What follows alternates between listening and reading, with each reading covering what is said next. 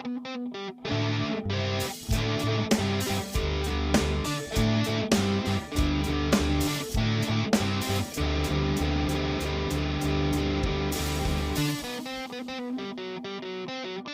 it's Gray. Hello, it's Crystal. And this is Bust Asian Beauties, a supernatural commentary podcast where I, someone who has seen this show several times. And I, someone who only knows about the show through social media, discuss every single episode of Supernatural from start to finish. Also, we are both Asian. Both Asian. For today's episode, we will be discussing The French Mistake. Season 6, episode 15, written by Ben Edlund, directed by Charles Beeson. This is a Ben Edlund episode. For some reason, that has evaded me. I don't know. For some reason, I came into it thinking it was a Sarah Gamble episode. Just because I feel like everyone is like, Sarah Gamble hates Misha Collins so much, see The French Mistake. But she was just showrunner. Ben Edlund hates Misha Collins so much. I don't know. People interchange Misha and Castiel. And Ben Edlund, I would say, does love Castiel. So, you know. That is true. There's some Destiel this episode. Did you feel that way as well? What? There's some Destiel this episode. In the end, when Cass was talking to Sam and Dean, and he was only literally looking at Theo, I thought it was hilarious. He only got 2 eyes. He literally only got 2 eyes. Oh, by the way, we took a break. We're back. This is our back episode. Yeah. No, this is our we're back episode. Yeah. Yeah. Okay. You wouldn't have we recorded an episode a month ago. Literally in February 8th. Last week.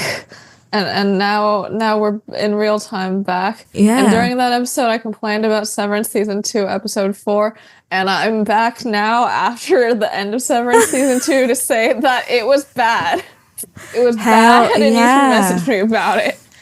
Yeah, that episode was evergreen, if I do say so myself, removed from the fact that we talk about very timely things, including how it was Valentine's Day the day it was going to be released.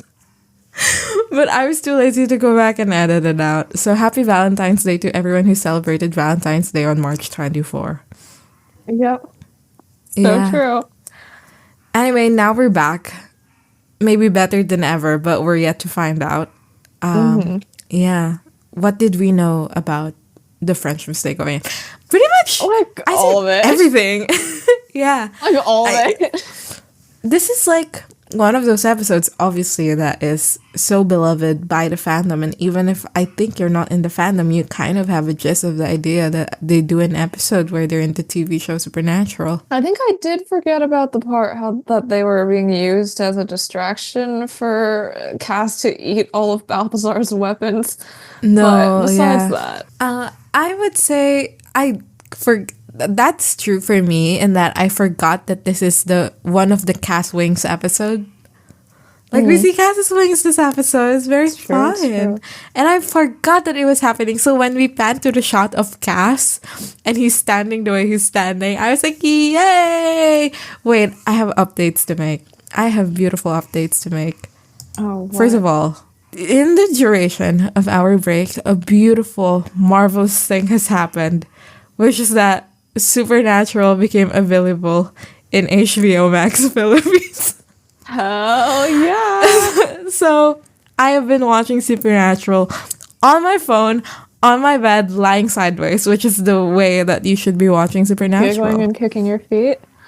No, I would say kicking my feet is very difficult with my heavy blanket. So it's not happening. It's very fun. I went through a journey of watching. I called it Yoki Natural, where I watched episodes by Steve Yoki. It's very fun. I just want to say that I watched Optimism and it was a good episode. Loved it. That's all. And also I went to the Manila Pen show a week or so ago, and it's a convention where people who like fountain pens gather and buy stuff, which is every person I've told about this that isn't my friend who I came with has been like, wow, they do things for anything. But I went and I bought a leather journal. So now I have fully committed to the bit of being a Supernatural fan in the duration of our break. Congratulations to me. Very glad to hear it. Oh, my supernatural update is that my friend Claudius, who I forgot Hell if I yeah. mentioned. Hi, Claudius. My friend Claudius's birthday present for me came through, I think, during our break, and it's a Castiel pillow. Hey, another present came through for you. That's true. That's true. And I finally received the things that Grey Knits had knitted for me. I have not been coming out with episodes for that thing, but yes, aren't they wonderful? You Yeah, I'm you wearing speak your the vest phrases currently. Yay! Love that. Anyway, that's all for our updates. Should I mention that my medication is making my boobs bigger, so it's like bustier Asian beauty? Do you want to? Well, now I've mentioned it. We're changing the name of our podcast to Bustier Asian Beauty. So true. Yeah, it's a competition. I think you already were winning. I was, and I don't want to be. Even if I knew so many things about this episode, it was still fun. I still had fun. No, like I enjoyed. laughed. I laughed. I did not cry, but I laughed even harder when Misha died. You know how it is. So it was wonderful.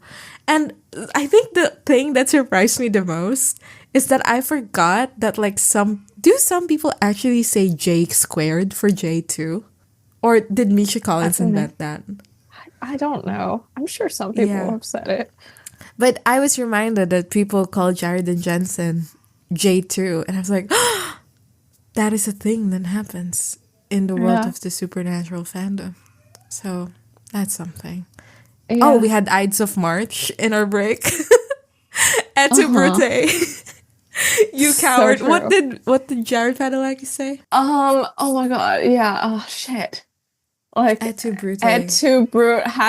# bravo. You coward. Yes. We forgot about the most important part, the # bravo. That was crazy. That was a crazy thing. I've said that the more I think about it, the more I'm on Jared Padalecki's side about this before already, right? I mean, it's kind of true. It's just the public outburst and the wording of it was hilarious. Yeah. Okay. It was, at Robbie Thompson, Et tu Brute. Wow, what a truly awful thing you've done. Yes. # bravo, you coward. What a truly awful thing you've done.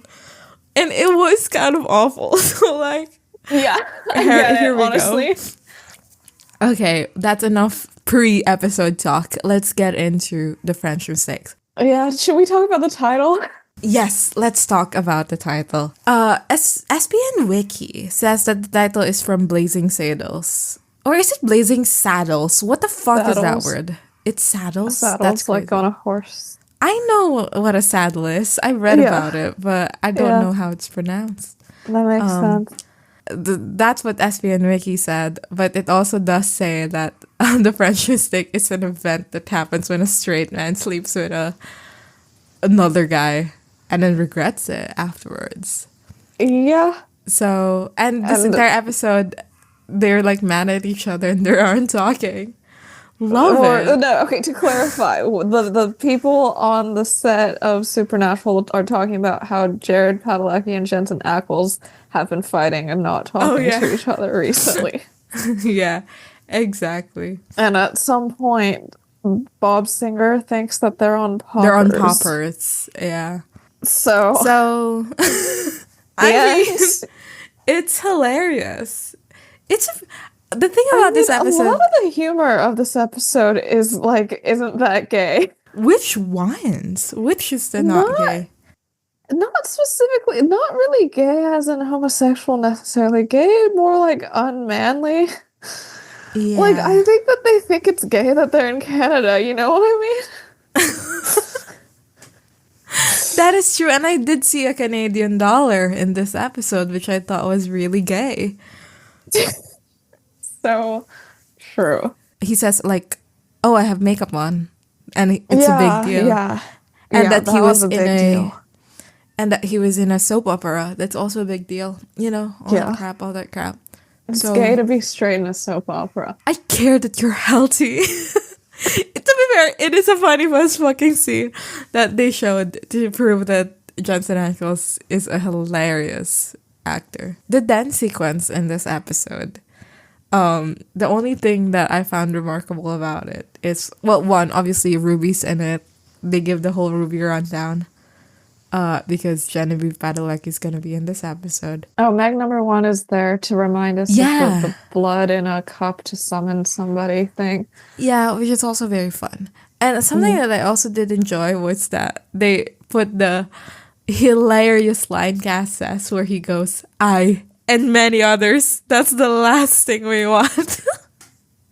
About how, like, Raphael is gonna take over heaven. I mean, where's the many others, Cass? We have fucking Balthazar this episode, and he's not that committed to the bit, if I'm being honest. We cut to the cold open, which is Balthazar going, like, Sam and Dean are in Bobby's house.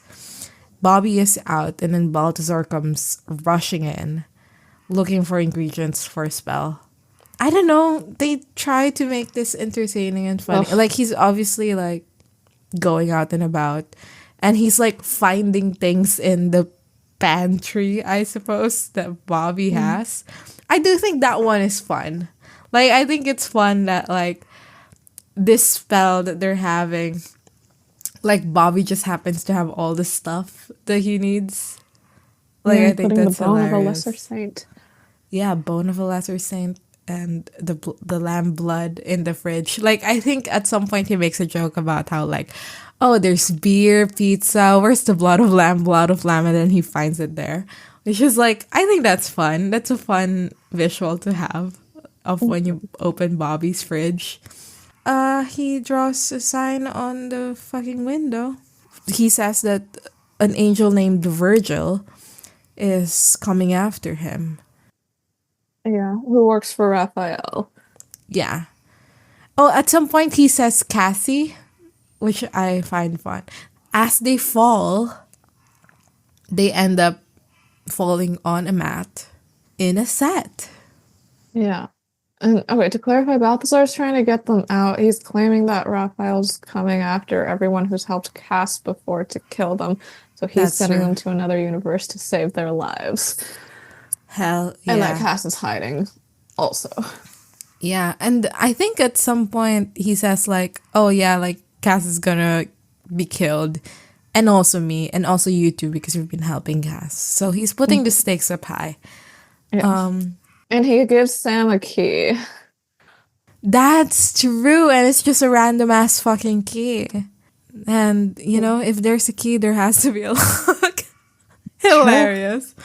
So they fall into the mat, and we see that they are being watched by, like, the director. It's Robert Singer. I mean, it's not. It's an actor who's playing Robert Singer. But it is Robert Singer. He calls them Jared and Jensen.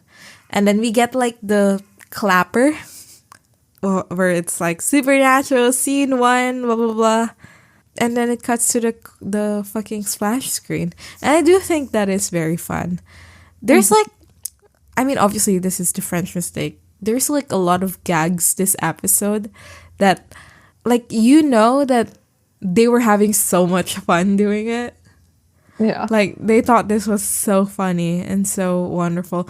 And it is Kind funny. of is. Like, this reminds me of... I think I'm revealing myself by saying this, but you know that the fucking 500 Miles David Tennant video from Doctor Who? It has that vibe of, like, yeah, it's fun to watch as an audience member, but it is very obvious that they're making this for the cast and crew. Yeah, like they're enjoying marching around in their costumes. Yeah. Like, this joke is for them, and I also happen to be here watching the episode. And there is a charm to that. Like, it's very charming. Yeah. Literally irrelevant, David Tennant, but, like, we have to bring him up. They're on the Supernatural set, and Sam and Dean are confused about what the fuck is going on. a camera person's pointing out that there was a glitch in the signal the moment Yeah. that quote unquote Jared and Jensen came through the window. I don't know. There's just a lot of bits this episode, and it doesn't really make sense to do all the dialogue for all of the jokes because, like, they're Yeah, not that funny secondhand. that's true. But the So joke here is that they can't redo this fucking shot. It's gonna take so much time. So yeah, so they're just gonna freeze frame when they get to the window and then cut. yeah.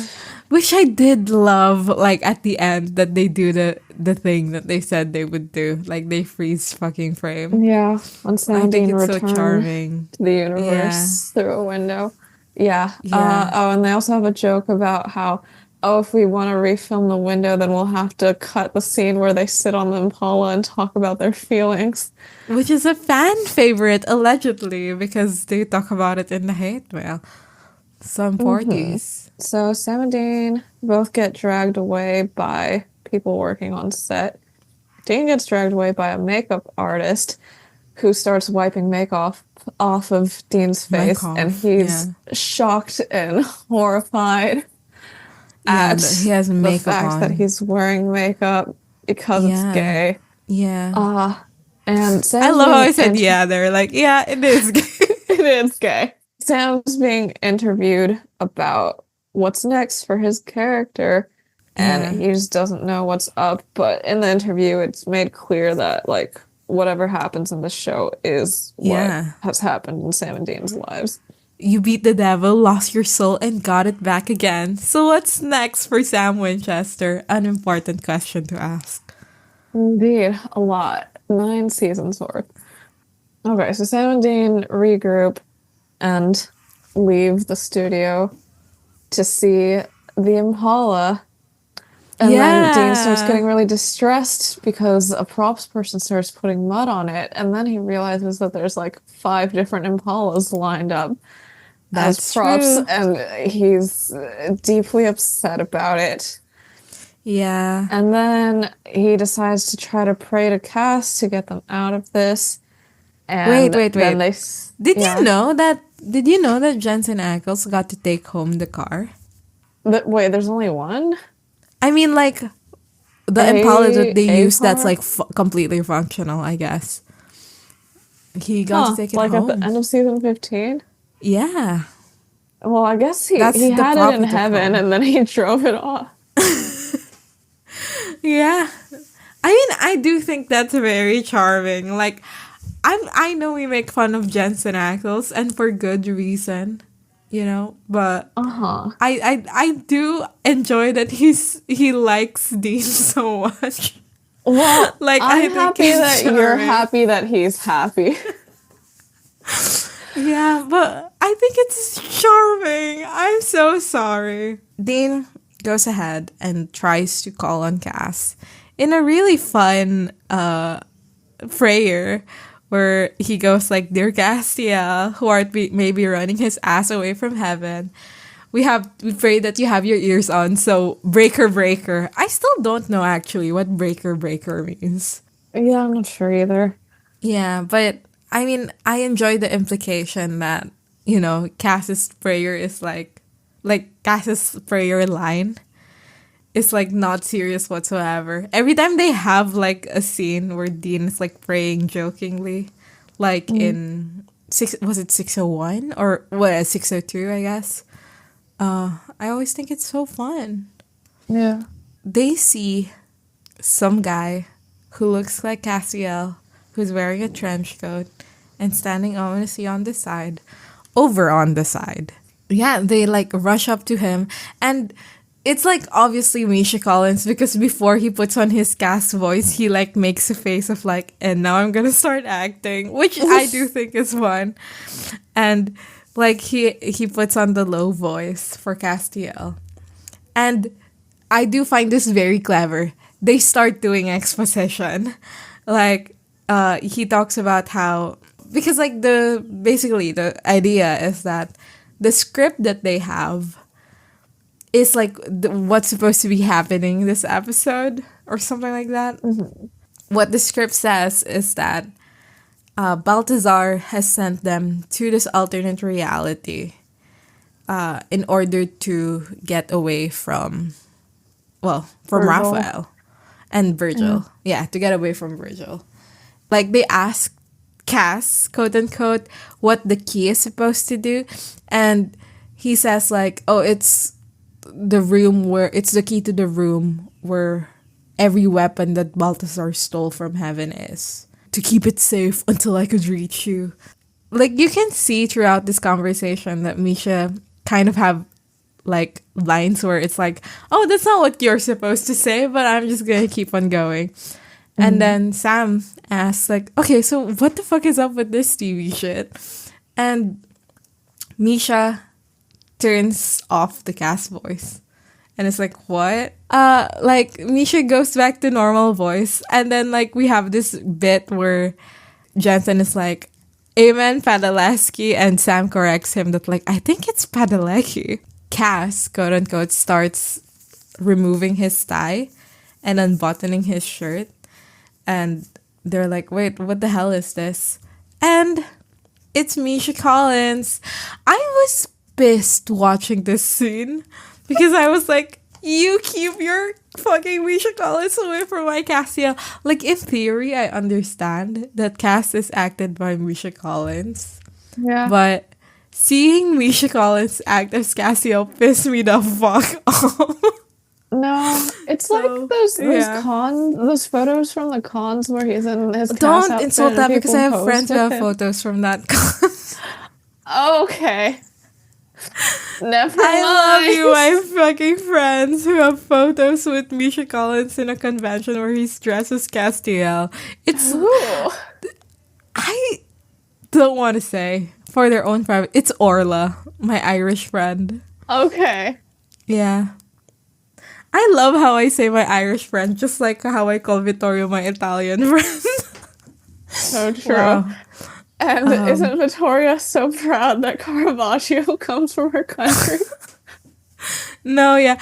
To any Italian listeners that we may have, are you proud that Caravaggio comes from Italy? Let me know. Because if Caravaggio was Filipino, I'd be like, wow, and that guy's Filipino also. Like, I would be very proud. But also, like, they have so many Italian art masters that, like, Caravaggio may actually be the lesser ones, part of the lesser ones. Is that crazy?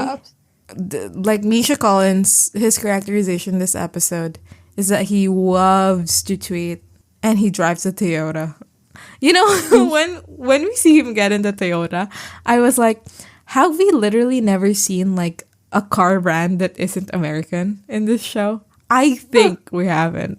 I think this is the first fucking Japanese brand of car that we see. Nice. John was supposed to buy a Volkswagen, right? Was he? Yeah, he was supposed to buy like a fucking minivan. Okay. That's German. That's a German brand. I love that. Nazi brand. That is that true? I think Volkswagen has a very Nazi-esque history. To be fair, Castiel drives a Ford Fiesta. That is a Nazi brand. Ford is also a Nazi. Yeah. So, his fucking electric blue Ford Fiesta. Yeah, and the tweet that he says is, Hola, mis amigos. I love how I said hola. Like, what the hell is that? You know Spanish. I know, and I said Toyota like that earlier too. What am I doing? Well, he says, Hola, mis amigos. J squared got me good. Really starting to feel like one of the guys. And I think they did a bit where, as it aired in the episode, like as he sends it in the episode, when it was airing live. Collins would actually Misha Collins. Yeah. Which is very pretty fun, actually. Yeah, that is pretty fun. So, and he dies this episode. Good for him. Good for him. Anyway, they come across a fucking giant fucking trailer. Jensen. And Dean goes like, oh my god, this is for Jensen Ackles. Like, that's fake me. This must be fake mine. And so, yeah, they go into this fucking trailer. Also, I kind of love that they make some kind of digs to the fact that they're called Jensen Ackles and Jared Padalecki. Like, it is a little bit of an oddball name, I would say. Would you agree? Or is that a fucking crazy thing to Jensen? say? I think Jensen is kind of an odd name. I don't think I heard of any Jensens besides Jensen Ackles. There was a band in the Philippines called Jensen and the Flips, but they got canceled for being sexual harassers. Great. So those are my only two experiences of Jensen. Jensen, I've did you- known other Jareds. Yeah. I think I've heard of other Jareds in my life. Oh my god, I have another thing that happened during our break, which is that I attended a fucking GOT7 concert. No, not concert. Oh my god, I attended a GOT7 fan event. That's worse. No, yeah, I got so much stuff. Literally so many things. I won an album that's like sealed and everything. Oh, congrats. Thank you very much. And I, for some reason, had a conversation with someone there who goes to my university and like watches, like knows about Supernatural, and we talked about Supernatural. Imagine coming to a fucking K-pop event and like like talking about Supernatural. But they're both pretty popular things. Is Supernatural popular? Well, apparently it is, because I talked to someone about it. And they said they study at my university, and we have come across each other since, and they have told me every single time we come across each other that they have been watching Supernatural, which is like so fun. I'm so sorry. Yeah, and like Jensen Ackles apparently is very attractive. People say. Oh, and I talked to a straight guy who's like in my internship, and he was like, "Oh, I love Jensen Ackles as Soldier Boy." Like, he was like, you know, like, as a straight man, I love him, which is like a hilarious thing to say. What does that mean? Like, because this guy's like a gym rat. Like gay so like, pass, or no, just I know homo love him. No, I think it was like I'm a guy who works out, and like I see Soldier Boy, and I'm like down, or something. Like, I wish that I worked out in a way that it was actually unclear. It's actually unclear what he was trying to say, but I do have in my knowledge that he is straight, so I just thought I would bring that up. You know, it's important. Diverse. We're diverse. So true. It pisses me off that Jensen Ackles is actually like supposedly attractive. Like, fuck off. That's my hot take. Why does it piss you off? I don't know. It's because one time I brought a picture of Dean Winchester to the barbers, and the guy said, like, I cannot make you look like him. And that's why I'm pissed off. Why couldn't he make you look like that? I don't know. I think it was his, like, that's his problem. That's not mine. Skill issue on his regard. Yeah. Inside the Jensen Ackles trailer, there's a huge aquarium. There's a TV playing back old scenes of Supernatural. I think they call this the dailies, if I'm not mistaken. It's playing the dailies. There's a laptop that Sam uses to look up Jensen Ackles, and there's a stack of magazines that includes photos of Jensen and Jared. This male modeling sons of bitches is what he says. Is what Dean calls them, and he says that Sam has a bad blue steel. Yeah. Speak for yourself.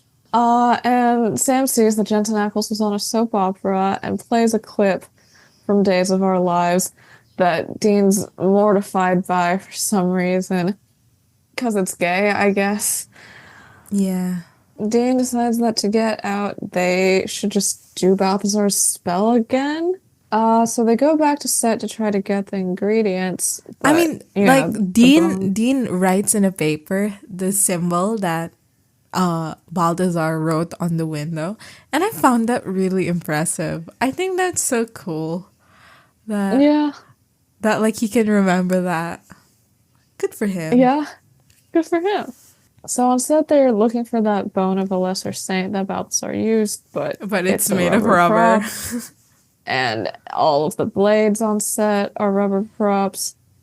So he just starts fake stabbing Sam with it. And Bob Singer watching them goes, well, at least they're talking to each other, which begins the thing throughout the episode where people just keep saying that Jensen and Jared haven't been talking. Hell yeah. So they decide that they need to get out of the set in order to find shit. So they get into one of the Impalas, but it doesn't really work. This is drive. Because it's a prop. Yeah. And a crew member makes them get out and get into a real car with a driver. Yeah, and their driver slash bodyguard is a guy named Cliff, who is their actual bodyguard in real life. I thought that was very fun because, like, of course if you're a fan, like, of course you'd know Sarah Gamble. Also, isn't that crazy? Like, okay, actually I have a question. I don't know about this. So if anyone in the audience, like, knows about this, because you won't either, Crystal, but, like, Okay. I wonder if during season 6, they already had the kind of sentiments that we have now for the writers of Supernatural. Would Robert Singer be, like, a common enough name? Like, people would instantly recognize? Like, do people have a relationship with Sarah Gamble and Eric Kripke and all that stuff? You know what I mean? Like, Yeah. because right now, like, I do think Supernatural is kind of like in a unique situation fandom-wise where everybody knows every fucking writer and can name episodes that they've written and stuff. But, like, I wonder if the vibe was similar at all in season 6 and they are calling to it in the episode, or that it came after and this is, like, one of the reasons why. You know what I mean? Yeah. Like, is this, like, an instigating factor into the people having intimate knowledge of, like, the writers of Supernatural and their work? I mean, I'm sure people know Eric Kripke. Like, I know Shonda Rhimes. So, like, showrunners is, like, a familiar enough name, I guess. But, you know, the other stuff, like Robert Singer, were the and Sarah writers part Gamble. of the con circuit back then? I'm not sure, but I know that Ben Edlund has been interviewed for some stuff when he was writing Supernatural. I'm 100% sure I've seen those clips. But I'm saying that. Okay, aside from that. But, like, the thing is, if you are a religious watcher of Supernatural, you wouldn't, like, this would be, like, common knowledge, I suppose, probably. There's a chance, right? But knowing the name of Jensen and Jared's bodyguard is, like, not one of those things. Like, it's not gonna show up on the fucking credits. So you really have to be a fan of a certain caliber to know this fact. So that's why I really enjoy it. And they make a whole bit out of it. Like, he, like, says his name. Like, Sam mistakenly calls him Clint and he goes, like, it's Cliff. So that's very fun. They're, like, they're in the car, in a very fancy car. Cliff asks them where they're going. And Sam's like, well, I back to my place, I guess. And, like, Dean says, like, no, I'm coming with him. And then Cliff asks, like, wow, since when have you been talking? As they're driving, Dean, like, wonders, like, wait, where the hell are we even? And he looks out and there's a sign for, like, welcome to Vancouver. So he's upset that they're not even in America. Yeah, this is a big deal to him for some reason. Yeah, at some point later he says, like, if we can't get out of this universe, like, at least get us out of fucking Canada. Yeah. Which is, like, Yeah. I think it's a normal, fine country. Love Canada. Or is that, I don't know. I know nothing about Canada. They have maple I syrup. don't know Love too it. much about Canada, but yeah, I feel like I there's know not that- even like a strong anti-Canada sentiment.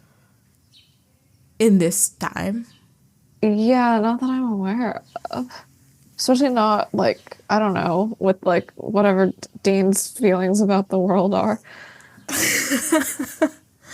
Literally could be anything. Except the things Yeah. that they are not. I don't know. Canadians are, I don't know. I feel like the stereotypes are just that they're nice and say nice, sorry yeah. a lot, like They the play basic hockey. ones. Yeah. Yeah, so maybe it's gay to be nice and say sorry a lot. Yeah, it's gay to play hockey. Those men Mm, are always. no, that's There's like a true. lot of Like, why do hockey we think the RPF. RPF tag is so strong? Yeah, exactly. Anyway, they arrive at a fucking mansion. It's the Padalecki mansion where Jared Padalecki and Genevieve Padalecki live. And there's like a fucking tanning bed. And I did find this incredibly fucking funny. Like, Jared goes like, what am I, Dracula? And then Dean lifts it up and they realize it's a tanning bed. And I read through the super wiki page for this one, which I never do for any episode whatsoever. And apparently, like, Jared is known to, like, be someone who tans. And they showed a picture Okay. of him in, like, a 2008 event, tan as fuck, to, like, prove that that's the case. Another thing that they notice is that, like, Dean looks over to the fucking yard or something. I don't know if you can call it yard if it's a fucking mansion. But they have, Onto the grounds. yeah. Yeah, and then he goes like, dude, you have a camel in your backyard? And Genevieve Padalecki shows up like over the railing. And he goes, it's an alpaca, dumbass. And Dean is like, Ruby? Yeah. And then Genevieve's like, okay, fine, whatever. You think that's so funny? Well, I'm about to be hilarious. And then she like goes to kiss Sam and it's like, how are you, honey? I would say, like, they met in 2004. It's kind of like, not to judge anyone's life decisions. Like, when you lay it out like that, I'm like didn't meet in surprised that they're 2004. married already. They met in season They met in 4. season 4, sorry. Yeah. Like, I didn't understand that it was like a quick situation. But like now I'm like, oh yeah, like season 6 is literally It's 2 two years seasons after after season 4. So like, yeah, they're married now. Good for them. What? Okay, what's the Jensen Ackles Daniil Ackles deal? Because we don't really see anything about Jensen Ackles' personal life in this Yeah, we episode. don't. But like, I mean, they lean into the Ruby because I mean, I do think it's hilarious to be like, and Sam's actor married the actor for Ruby. And because they have a history in the show too, you know, all that stuff. So I understand why they leaned into it. But I'm not sure. When did Jensen Ackles get married? 2010, it says. And they were engaged in November 2009. Jared got married a couple months earlier. You know, one other thing in the fucking Supernatural wiki is like, this episode, they were constantly referring to the fact that Jensen and Jared are not actually friends and that they don't talk. However, in real life, this is not the case. Like, They have matching fucking tattoos that they got like on the day of JDM's wedding.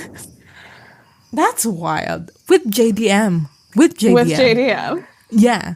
And also, the proof that they have is that they were fucking grooms. They were like what's the maid of honor but like for men? Best man. Yeah, they were best mans at each other's wedding. Mutually? I think so, yeah. Huh. Good for them. Is it? I mean, at the Brute, after what a truly awful thing about. That was that Robbie Thompson. So Sam and Dean are both shocked to their core about this. But, you know, Dean recovers because he's like, oh, no, it's 'cause you're the actress for Ruby. And you guys are married. And they focus so much on Dean's reaction and not Sam's. Yeah, Which, that's I don't true. know. I feel like Sam would feel more. I don't know. This is just a continuation about how the Sam Ruby relationship was mostly just about how much Dean hated it and not like about them. But I do think it's funny that like he's figuring these things out and then like he sees the photo on the mantle and he goes, "Because you're married." And then he immediately goes, "You married fake Ruby?" Like I do think that's funny. But yeah, Jen's surprised that quote unquote Jensen is here to run some lines because he's never Also, even been to the Padalecki house. the supernatural fandom is so misogynistic. And I Mm. really do not want to add to it. But like Genevieve is like not a good actress. Like even as We've acting as already said herself. I know, but like even acting as herself, it's kind of crazy. Okay, and her deal this episode is that she's hot and she cares about the environment. About animals specifically. Apparently Genevieve and Jared are actually like animal heads. That's not what Okay. yeah, and like Yeah. but like in a way where like they support like PETA. Is that how do you pronounce that? Oh, PETA? PETA? Yeah, that one. Yikes. Which is like not that nice. Although the way the supernatural wiki puts it is like they have supported PETA in the past, but like they support other organizations now. So at least. Okay. But yeah, so apparently the Padaleckis have an alpaca because they're the greenest animal. And Jen has to leave to go to the International Otter Adoption Charity Dinner. Yeah.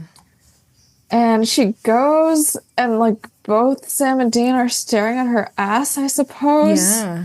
as she leaves. And Dean's like, sick, bro. You married a hottie. And Sam's like, yeah, it is so sick, bro. And like that's their response to seeing Yeah. somebody who looks exactly like Ruby for the first time in like 2 years after all of that shit went down. Yeah, I mean they don't really lean into the possible like psychological aspects of this. They're just like, it's isn't it just so a funny? funny episode, Yeah. and she's a hot woman. She's a hot woman. People don't even know what that's a reference to every time we say it. They never will.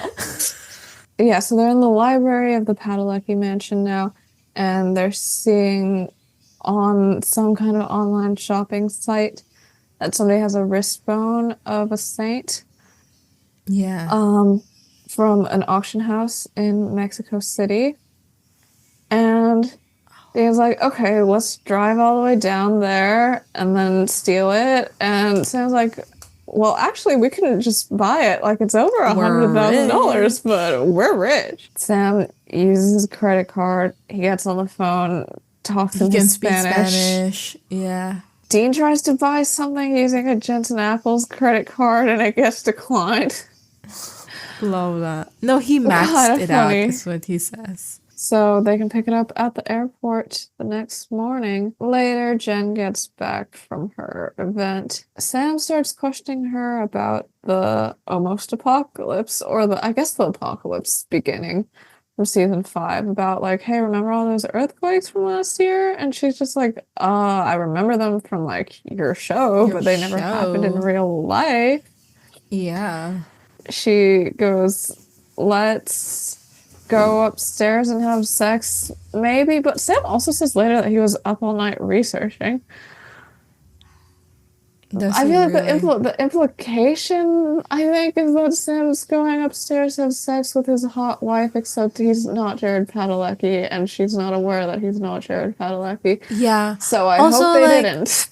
They also have done the bit where it's like, oh, I'm doing research. This isn't they, and then it's like Dean ushering out a hot woman out of his fucking From bathroom. changing channels. Yeah. Yeah. So research can mean anything. Sure He's changing his major to Joan or something. So they like end up at the airport, they get the fucking thing, and it's super fun. And Cliff asks like, what is that? Or is this illegal? And Dean asks like, if we tell you no, would it make you feel better? And Cliff goes like, no. And so Sam says that. Oh, Sam says that? Yeah. Okay, sorry. Sam's first time funny too, great. I'm so sorry to Sam Winchester for disrespecting him in this way, and only this way specifically. They go back to the set.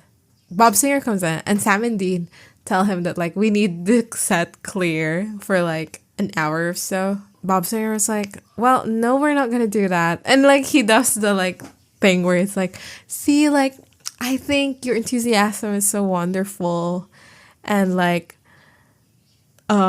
he says that like Dean Cain was like that on Lois, and that man's a real actor. Anyway, do your actor stuff, blah blah blah. Like the implication being like Jared and Johnson are not real actors, which I find hilarious, given the story of like Misha Collins asking Robert Singer about things, and Robert Singer going like, "You're not gonna be one of those actors, are you?"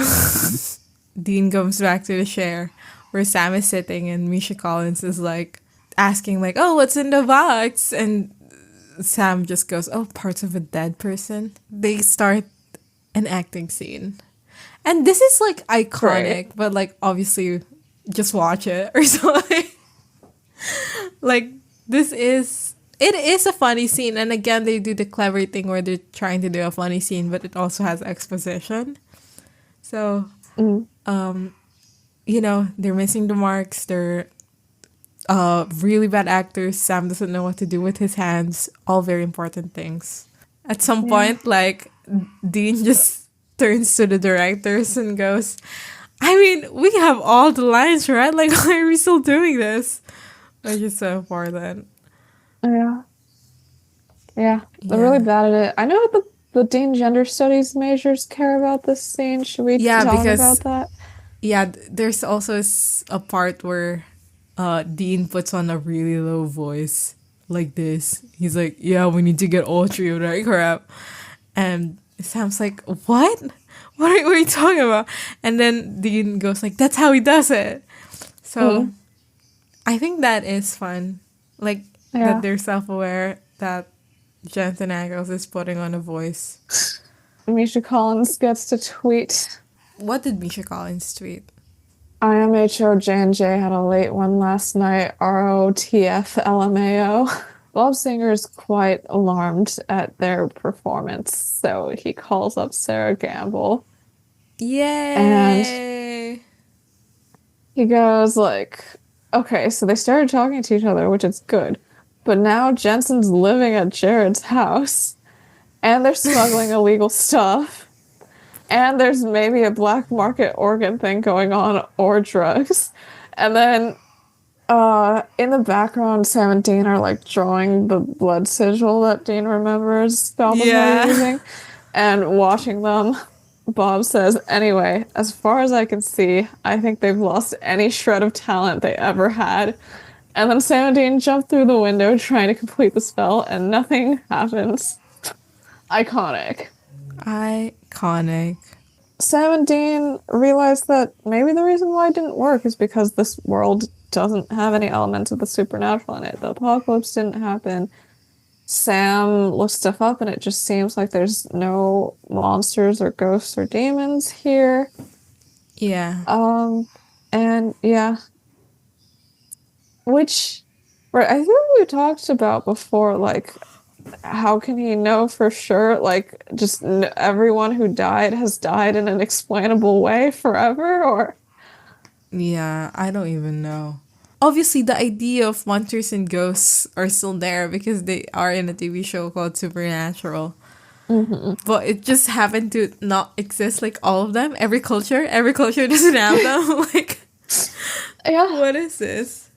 And then it cuts to a motel room set in, like, on the Supernatural set, which also has the sigil on the window, and Virgil crashes through there. Now Yeah. he is here. So Dean decides that they need to leave Canada. And then as they're walking around, they see Virgil. And he like comes up to them and tries to kill them, but nothing happens. He can't do his angel smitey thing without his magic powers. So Sam and Dean just start punching this guy out. in the background, like one of the stunt coordinators is trying to like chat up a hot blonde woman. But he gets interrupted by what to him is Jensen and Jared trying to kill an extra. Yeah. And they break up the fight, and Virgil runs Virgil away runs after away. snagging the key from Sam's pocket. Yeah. So we get We another go back emergency to call. yeah. Bob Singer's talking to Sarah Gamble again, and he's saying that like they almost killed. They were beating an extra to death, and then someone is like, actually, it wasn't all the way to death. It was just part way there, so that's good. And yeah, well, like what Robert Singer is saying is that like they're at an extended psychedelic trip. And Sarah is like, okay, what I'm going to do is I'm going to fly there and talk to them. Like the other person is like, well, I'm not sure this is what we're supposed to do because like, I mean, they don't know you. You're new. And Not so nice. Bob's, yeah, not She's nice. been a And writer like, since season one. I don't maybe actors don't interact that much with the writers though. I mean, there's a chance, yeah. Uh, Like the directors are definitely the people that they talk yeah. to the most. But Sarah Gamble like complains that like, well, how's that gonna make me look like I'm supposed to be running this thing? And like there's a joke where she says that like Eric Kripke is like writing a fucking pilot and like Robert Singer is like, wait, a new one already? They bought Octocobra? And then he goes, God, they'll buy anything. Which I did find hilarious. Well, like, okay, Jensen Ackles definitely knows Sarah Gamble at some. Well, okay, I guess this was post her being a showrunner because of his fucking. Didn't he give a dumb fucking interview where he was like, "Oh, you know, because Sarah Gamble's a woman, she doesn't always understand things like me Yeah, hanging on this to is Kaz's for trench coat." no, like that's gay. this is season 7. That's for season 7. Yeah, Yeah, and yeah. he's saying that they had to workshop uh the fucking Giving the script trench coat because back it to was like Kaz. the gay agenda was in the script or something. Yeah, yeah. And then God. they try to make it unhomophobic by making it misogynistic instead. Like, no, we're not mad that it's gay. We're just mad that it was written by a woman who doesn't know how Yeah, men so speak. it was like girly. Like the way he was having feelings, it was like a girl. So yeah. God. God, the It's so supernatural crazy how stuff Sarah is kind of Gamble's an like such a racist and homophobic writer, but she does face real strong misogyny in her job also. yeah. Literally. Anyway, so we have Misha Collins getting out of his trailer into his fucking Toyota. And Another Misha Collins bit is that he's like mean to crew members. yeah, like earlier during the he like montage, shoves yeah, one's fixing the his makeup hair and he like away, shoves yeah. them away. And he condescendingly calls one of them little fella as he leaves Yeah. his trailer in this scene. Yeah, and like he sits down in the front seat of his Toyota, and he gets out his phone. He's also wearing a very fun steeked cardigan. You know what steeked means? No. It means it was knit in the round and then it was cut open in the middle. It's to provide space for the zipper, and the zipper was sewn into the cut knit fabric, which is very fun. Nice. And he's wearing a fun cardigan, and then he gets out his phone and he starts typing like, "You ever feel like someone's in the back seat?" And then a knife comes out from the back seat. And the other joke for Misha Collins is that his voice is high. I think, because Yeah. yeah, like I watched this with subtitles. Love that on HBO Max. Love that. And like every time Misha Collins spoke, they put in the caption. They put like Misha in a high voice. Oh. So like when he goes here, it's the caption is Misha in a high voice going Anyway, Virgil makes him drive off to somewhere. But we go back first to Sam and Dean going into the set. And Robert Singer is sitting on the table, like, ominously. And they get surprised. And he asks them, like, can I just pay you money? Like, if I pay you enough money, will you stop acting like that? And Dean is like, you already give us so much money. Oh, also, I forgot to mention, like, in the beginning, they make a joke about how not a lot of people watch the show, which I do think is also fun. Because, like, Dean asks, like, oh, like, they're, like, how are people watching this, our lives? Like, what's interesting about it? And Sam goes, I don't think a lot of them are doing it. Yeah, this is like, according to that interviewer, not a lot of people are. Yeah. The interviewer probably, like, what do you think the interviewer said for to have this? I don't know, like, you've lost a lot of viewers since the end of season 5. Tell us about something exciting that's happening in the back half of season 6 that'll bring them back. Or it could be like, your show is a niche cult classic, like something like that. Yeah, Robert Singer is like, yeah, so what can we do? And they're like, so turning around to ignore him, and then he taps them on the shoulder. Oh no, there's the Bob Singer bit first. Okay, so Robert Singer goes on and he's like, I like to think after years of doing this show that we have become closer. Like, you don't think of me anymore as director Bob or executive producer Bob Singer, but as Uncle Bob. Like, they realized that they named Bobby Singer after this guy. And then Dean goes like, what kind of douchebag names a character after himself? And Sam's like, that's not right. This is where their moral stance is. This is where they draw the line. True. Anyway, they turn around to fuck off to nowhere. Bob Singer, like, follows them and puts his hand heavily on their shoulder. And he goes like, you can't come to work on poppers and smuggle kidneys in from Mexico and make up your own lives as you go. Yeah, what about your careers? And Sam's like, fuck my career. And Dean turns to him and does like this really dramatic speech. And he goes, you heard my brother. And that's right. I said brother. Because you know what, Bob? We're not actors. We're hunters. We're the Winchesters. Always have it and always will be. And he says that where we're from, people don't know us. But we matter because we actually do things. Like, he says, like, what would bring somebody to give this stupid little speech? I don't even know. They're just trying to be funny. And yeah. Like, he tells Bob Singer, like, I'm a hero. Yeah.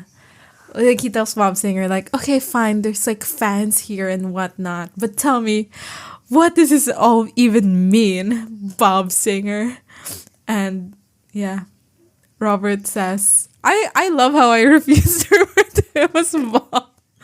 But well, Robert Singer says, well, you know what? This is fine. Like, I can work with this. We've all had our psychotic breaks. But Dean is like, no, we quit. So, yeah. And then Misha gets killed in an alley. Wait, did we mention that Sam and Dean realized that Virgil stole the key? Oh, yeah, they do. They realize that and then, like, Sam realizes that Virgil stole the key, and then Misha Collins dies in an alley. So Misha Collins is in the alley. You might know what happens next. Okay, yeah, so Virgil is holding a knife up to his throat, and Virgil's giving, like, this little monologue that's just generally about how, like this world that you're in is completely meaningless. Yeah. Like, how do you live like this? There's, like, no God here. There's nothing greater than yourselves. There's nothing but dirt. When you die, there's no magic. You should thank me for killing you and putting you out of your misery. And then he slits his throat and then uses the blood to call on Raphael. And while this is happening, there's like an unhoused guy in the alley who's hiding out and hears everything.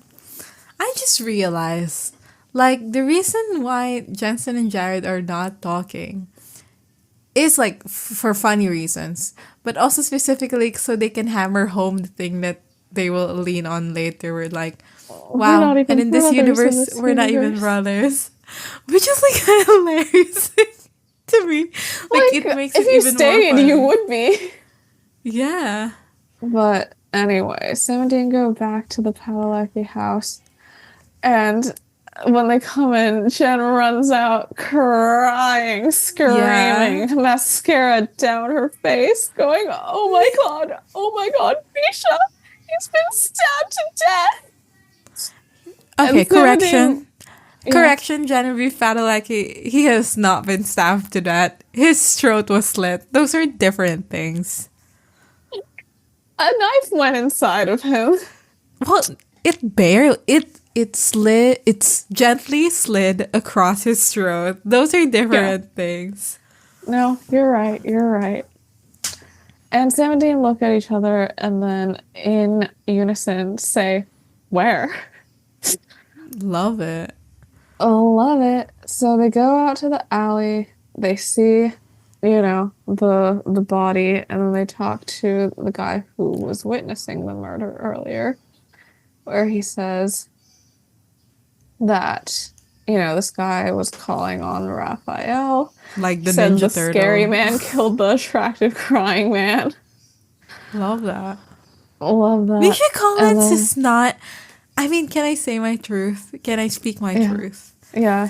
I don't think Misha Collins is like attractive.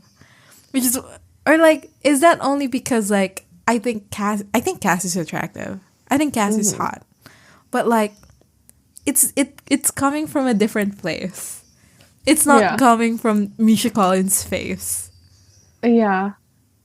His personality and the way he moves. Literally, And then he heard a voice reply, and it told Virgil to return tomorrow at the place where he crossed over at the time of the crossing, and Raphael would reach through the window and take him and the key home. Um, Dean thanks him and gives the guy 50 Canadian dollars. I don't know, there's a moment where Dean just seems really stoked that he was generous. no. I think he's stoked that they don't have to pretend to be FBI. They don't have to put in the work. They can just give this guy 50 Canadian dollars. Huh, maybe. And then Sam Yeah. says a very important line. He goes, wow, if Virgil gets back with the key, Cass is dead and our world is toast. Cass has primacy in this fucking He statement. does. Hell yeah, Saskia Cecil Azor. win. Yeah. And Dean's like, he won't be that difficult to deal with. He doesn't have any powers. Hell But in the yeah. world of supernatural, you know what's more important than powers? Is A having a really fucking big gun. gun. Yeah. Unfortunately for them, he does have a bigger gun. Also, I kind of love this scene where Mhm. we learn that Virgil was like the weapons keeper of heaven. Wait, so the thing is like Virgil's buying a big ass gun and the clerk tells him like, wow, you really know your way around big ass guns. And he goes, I'm the weapons keeper of heaven, and then knocks this guy out. I think it's pretty cool. He also just shoots the next person who walks in to Yeah, the he shoots a store. lot of people unnecessarily. Yeah, It did indiscriminately. make me, it rang a bell in my head that's like, oh no. I mean, obviously, you know what I mean, right? Like, he does like have a public shooting scene in this uh episode. Yeah, Yeah. So, yeah. I guess I don't know. I don't know what the discourse around gun violence was in 2010, 2011. yeah. Yeah, I don't know. Okay, like he kills Misha Collins because he needs the blood of somebody to talk to Raphael. That one makes sense to me. But like, I don't know. The rest of the killings just seem a little bit Unnecessary. excessive and Yeah. like they're more of a problem than just sneaking in regular style or whatever. Yeah. And I don't know, the point is just like, oh, he's a bad guy. Yeah, Like, that's true. No complexity whatsoever. yeah. And I mean, I don't know. like the Maybe thing it's is, about how he thinks that none of the lives in this universe matter because there's no God. that's true. They did kind of explain it that way. Yeah, so like this is just stomping on ants for him. Yeah. I mean, he is an Yeah. angel, so it probably is something for ants for him, regardless. Yeah, but I But don't think like, he's killing people willy-nilly like on Earth back in his universe this much. that's true. Probably. Okay, also I love how he's the weapons keeper for heaven and he knows so much about big ass guns, which means that in heaven the No, weapons yeah, are that's why I all love just it. big ass guns. Yeah. That's why I love it. Cass ate a bunch of Yeah. guns in this episode. Ugh. But yeah, I do wish that Virgil had a little bit more going on. But I don't know, it's just the general problem of like they never really give Raphael like a good reason for like what he's doing. Like, I mean, they let him monologue in season 5, and then after that, it's just like, oh, he's evil. And then here's Yeah. his employee, and he's evil. And also, they're people of color. Just Yeah. coincidentally. Weird. Yeah. Anyway, Sam and Dean are in the set again. They're waiting. And Dean says, like, there's a possibility that we might be stuck here and that's it. And Sam is insistently going like, no, we'll get back. But Dean says like, it's probably fine for you if you don't, because like, look at here, like there's no hell. Like you're married to Ruby, you're a bazillionaire. When in Most our of real these life, things apply to you too. Dean, like, I don't know, his whole focus on like, oh, Sam, I bet you would be fine staying here. I guess what is it? It's just his bitterness about Sam going to Stanford. yeah, no, I don't know. I mean, it's because it is Sam that like they showed the life of just by virtue of Jared is the one married to Genevieve. So Yeah, but there's also like there's the like no hell above us or no hell below us, above us only sky. Like that's true for yeah, Dean if he that's stays true. also, and And the being a also, he's a bazillionaire is bazillionaire. also true. Yeah, I mean, didn't Sam didn't make? I was waiting for Sam to go. Well, you too, Dean. Don't you want to stay here? Like, why Yeah. not? Yeah, but they don't do it. I Yeah, they do love don't. that. Sam says that he wants to go because our friends are in the other world. Who Who? are their Who, friends? Sam? Who are Who their even? friends? Bobby? Like That's your Cass? coworker. I mean, it is probably Cass because he does say that like Cass is gonna die over there if we Mm. if we do nothing. So probably it's just Cass. Oh, That's so social. sweet. Yeah. Also, um, I love that Dean says like the hits have been coming for you since you were 6 months old, Like and it's so real. true. Yeah. And Sam, I actually really like this line. Like every time I love Supernatural, it's like I'm like, why do I love Supernatural? But like Sam says, um, you're right, but we just don't mean the same thing here. I mean, we're not even brothers here, man. I appreciated it. I loved it. It I made me feel an emotion. I understand the feeling and emotion. I don't think the logic works out. Yeah, I mean, they are technically still brothers if they stay here. Yeah, But and we just don't mean the same thing here, being like, oh, like we're we're not not needed as hunters. hunters here. Like that's a good thing. You understand that that's a good thing, right? Yeah, but like, if they're here, then they're not on the other world hunting Mm, monsters. I well, mean, I another don't world's gonna really. blow up immediately anyway. That That's should be true. the That's true. focus. Yeah. Anyway, Dean goes like, yeah, okay. So, we're back on the Supernatural set, and Eric Kripke, who's not played by Eric Kripke, shows up. And they're like, oh my God, it's so sad that Misha Collins died, but hey, we got on the front page of Variety for it. Hell Yeah. yeah. And they just like alternate between like, isn't that so cool? Yeah, but it's awful. No, yeah, it's awful. But at least, right? Yeah. Like, it's so Yeah. funny. And Eric Cookie's like, okay, I'm just gonna go into the J2 trailer and make them be good actors again. And then Virgil approaches, and Yeah. Eric Cookie's like, oh, it's the extra that they almost beat to death. Like, let's go talk to him and settle this. And But as he he's walking, has a gun. it's in slow motion. Yeah, And there's like Virgil, Western, like movie yeah. music. Yeah, and he Yeah. shoots Eric like 3 times, I think. Just like Peter. Mhm. And like Eric Ripley falls to the ground. And then he shoots Bob Singer as well. People dying left Mhm. and right. Yeah, he And uses the big gun to kill Eric Kripke, and then he and pulls then out a a small smaller gun gun for from Bob his coat Singer. to kill Bob Singer. Yeah. Apparently you need a smaller gun. Like, who would have Yeah, thunk? so true. And then he comes into the Anyway, Supernatural set. He shoots a bunch of the crew for literally no reason whatsoever. yeah. Sam and Dean are there. They start beating him up. Sam grabs the key back. The sigil on the window starts glowing again because I guess it's like the same time that Virgil came in yesterday. And Sam and Dean jump through it, and there's a freeze frame.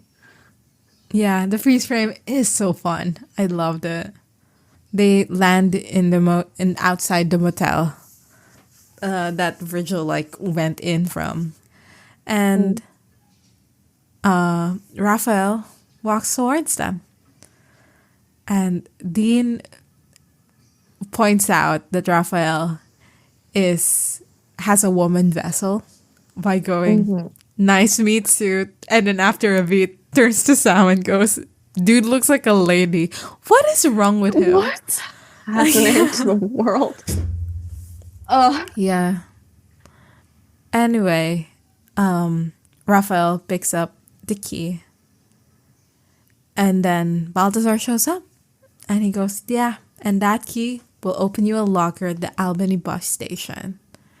And he explains that what he did was set up a decoy so that Virgil will be like running after a fetch quest that isn't gonna come to pass.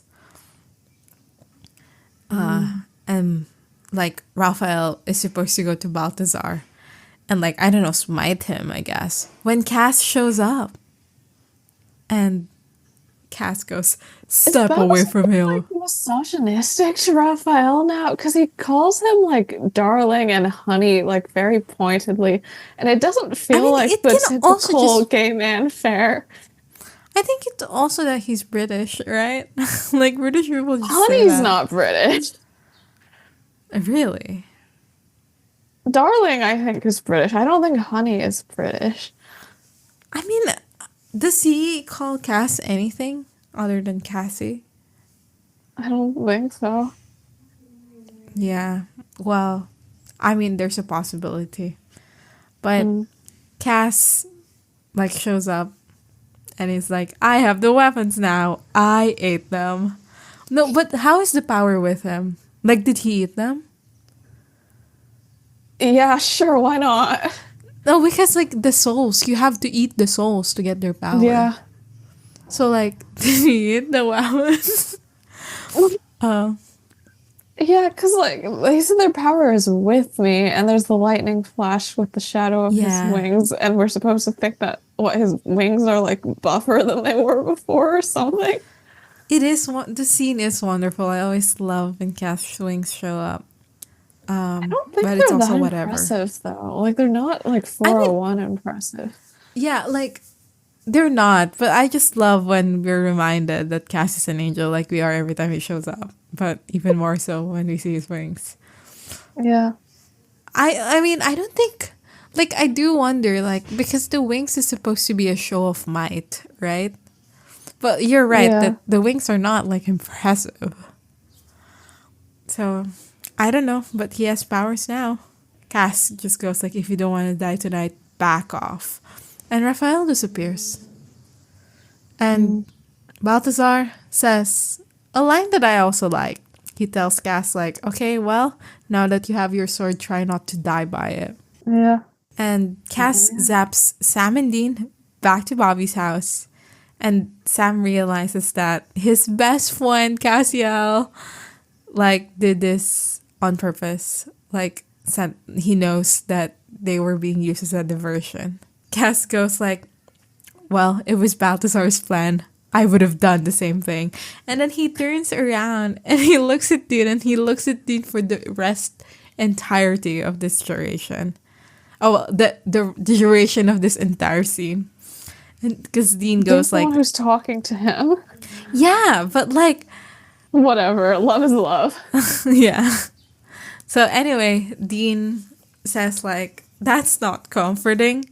When Cass goes, when will I be able to make you understand? If I lose against Raphael, we all lose everything. So, it's we. And then Dean goes like, we know the stakes, it's also we. That's all about you've told us. And Cass like looks at him for like an extended bit. And it's just him. He doesn't even glance towards Sam. The reason why I'm bitter about this is because Sam was the one who has been like thinking about Castiel. No, literally. Dan was like, oh, you'd probably be fine just staying here. And Sam's like, no, Cass is gonna die. We have to get back to our friend Cass. But literally, Dean and Cass are the only one looking at each other. They both have two eyes. Like, come on. Cass just disappears. He says, I'll explain when I can. And Sam, like, I like this scene. Like, Sam walks towards the wall and then he, like, smacks it real hard. And then he breathes out, like, a sigh of relief. And he goes, yeah, it's real. Hell yeah. And Dean is like, yeah, well, termite eaten home sweet home or something. Full of crap that want to skin us alive. Well, we're broke again, too. And Sam just goes, hey, at least we're talking. And then this episode ends. Yeah. Kind of weird, if I'm being honest. Like, the way it ends is kind of weird. Is it? You know how Supernatural always ends with the thing is, we may be losing hope, but as long as we stick together, we're gonna be fine. So every time that an episode ends not like that, I'm like, wow, they're really experimental. That is how it ends. So at least we're talking is, as long as we stick together, it's all gonna be fine. That's true, but it is still experimental to me. Well, what did you think about this episode? I laughed. I cheered. Yeah, I chuckled. I giggled. Hell yeah. You tee-heed? Yeah. I don't think it's like the greatest, but like half of the jokes land.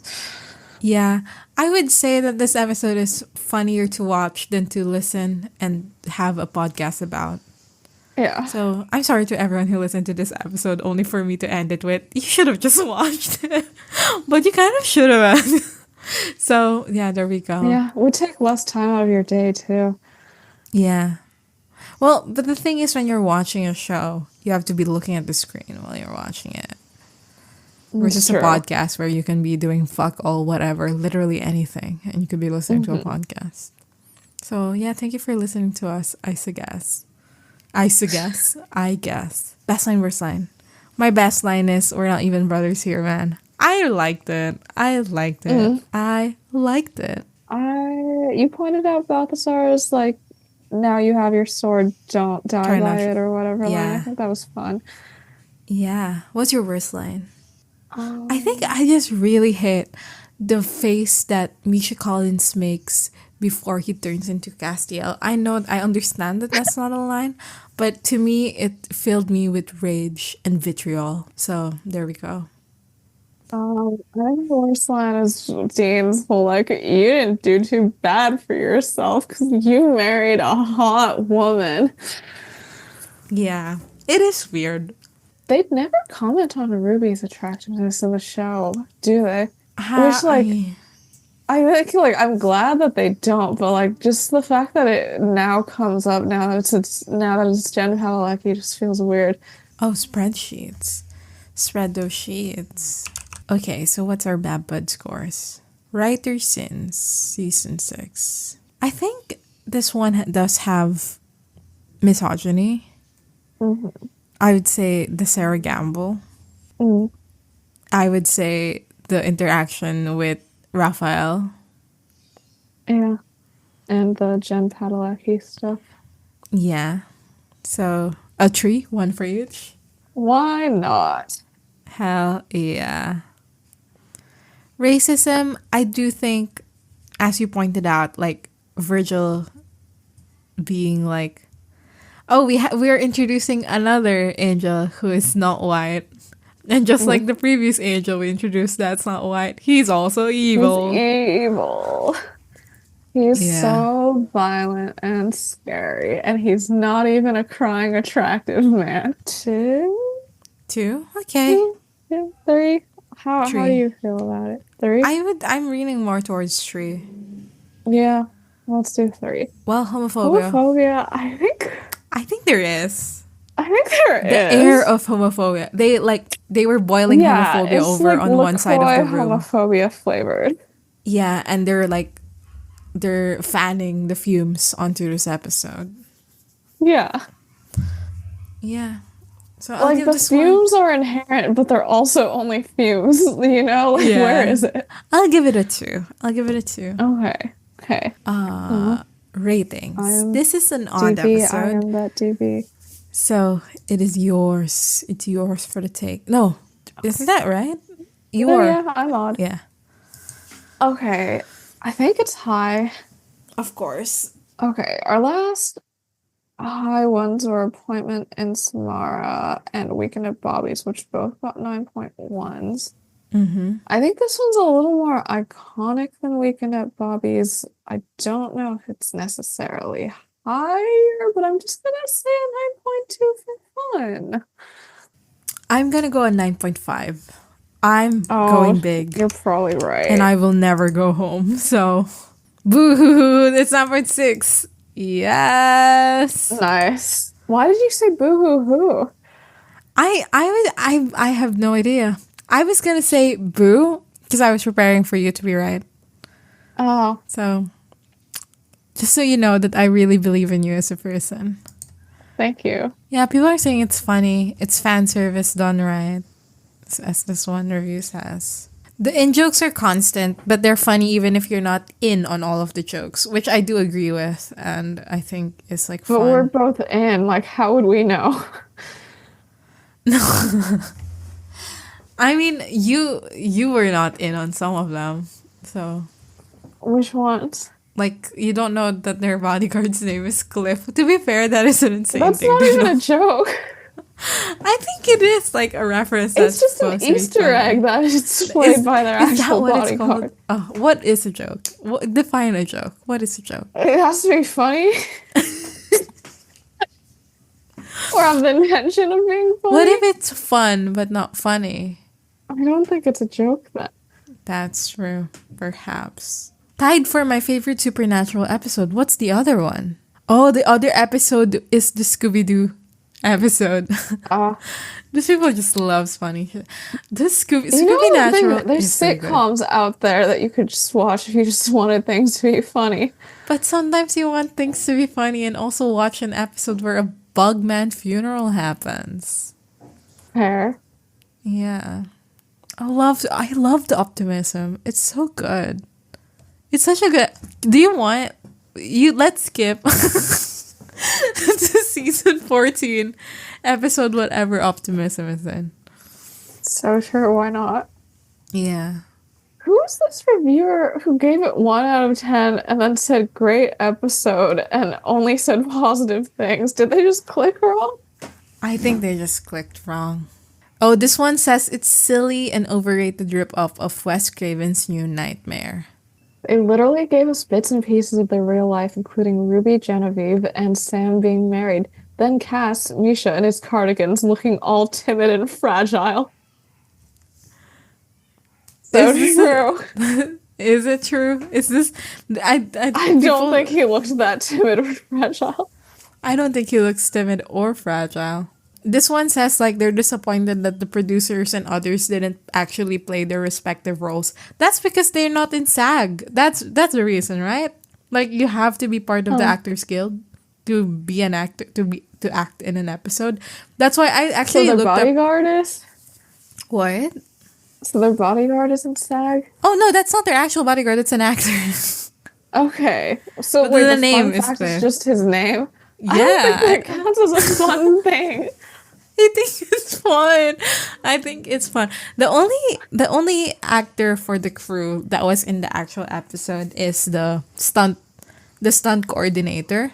I'm assuming because he's a stunt actor, so he has to be in the Actors Guild. So that's the only one they got. Like even Sarah Gamble's voice was not actually Sarah Gamble. This one is 1/10, and it seems to be actually negative. The show really jumped the shark this time. The episode was boring, irritating, and self-indulgent, trying to capitalize on the meta trend. This was in 2020. This review was in 2022. Trying to capitalize on the meta trend the way they did was awkward and unpleasant. Acknowledging how ridiculously long the show was off-putting to those who agreed with the assessment. The toxic, narcissistic, and shallow way the crew was depicted wasn't funny or witty. And the saddest thing is, it didn't look so far from the truth either. I mean... So were they trying to lose audience or simply test their dedication to the show? Yeah, season 6 is entertaining, but 2 on the surface of stings. So did they really think an episode being self-aware of that was the right way to go to keep viewers invested 10 more seasons? Too many cooks in the kitchen and not enough time for a souffle. It's one of those episodes that brings me back to my overall impression of the show. And it clearly isn't a good one. It's 2022, dude. Like, you know there's 15 seasons. You can just not have watched.